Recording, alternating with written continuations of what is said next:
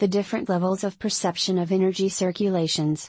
The first level is to perceive the vibration along the line you have rubbed and to realize that this vibration is of the same nature as the one in your eye, between the eyebrows.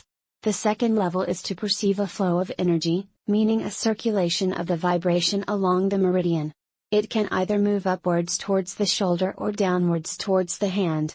By using the throat friction and the connection with the eye, you will be able to gradually intensify this flow. The third level is to become able to move the energy consciously along the line. This function has to be developed out of nearly nothing, like when a muscle has become atrophied because it has not been working for a long period and it needs to be set into motion again. Once awakened, the experience is similar to that of little hands of energy along the meridian. The little hands contract swiftly and they squeeze the energy into movement, a bit like you squeeze toothpaste out of a tube. The whole thing is quite similar to the peristaltic contractions of the digestive tract, but much quicker, or the contraction of the muscles of the arteries that actively move the blood. But in the meridians, this takes place on the level of the etheric body, not the physical. As we are dealing with the etheric, you will mainly be feeling vibration. But it may happen that you get some visual experiences of light flowing in the meridian as well. Once you start the techniques on seeing, you can add the triple process of vision to the work on the circulations of etheric energy. Tips, tricks and traps. What if you feel the energy in a meridian more on one side than in its equivalent on the other side of the body? As always when you deal with energy, there are fluctuations. If this experience happens only once and does not come back, it does not mean anything at all. It is only if you can repeatedly feel the same imbalance over a period of time that it becomes significant.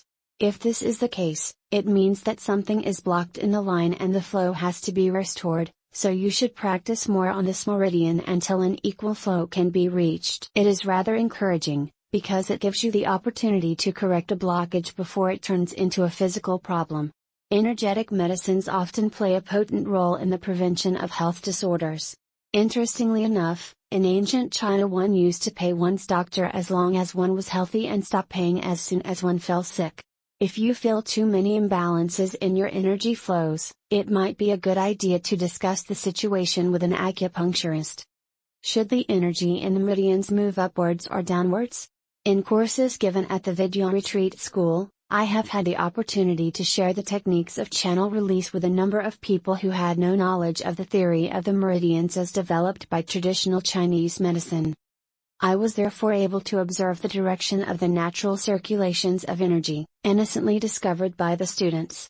I must say that what I have seen does not confirm the traditional theory of the circulations in the meridians. In acupuncture, it is said that out of the 12 principal meridians, 6 circulate the energy from the head to the extremities, feet and hands, and 6 from the extremities to the head.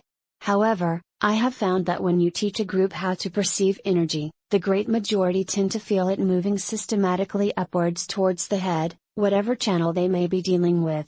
My advice is to trust your experience and to encourage the flow of vibration that feels natural to you. It does not matter if the energy does not always flow in the same direction. Energy is a whimsical principle, which is part of its beauty. Superior health comes from harmony with the natural flows, not from establishing a dictatorship of energies. Practice. Implement channel release on the heart constrictor meridian.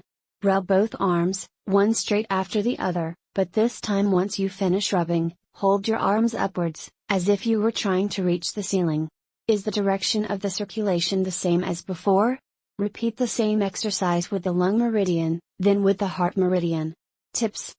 If you can, repeat the same exercise while in a shoulder stand, with your arms up. For your information, I have indicated what acupuncture says about the direction of the flows of the meridians in the note at the end of this topic. However, I would suggest you do not look at it until you have reached your own perception of the flows.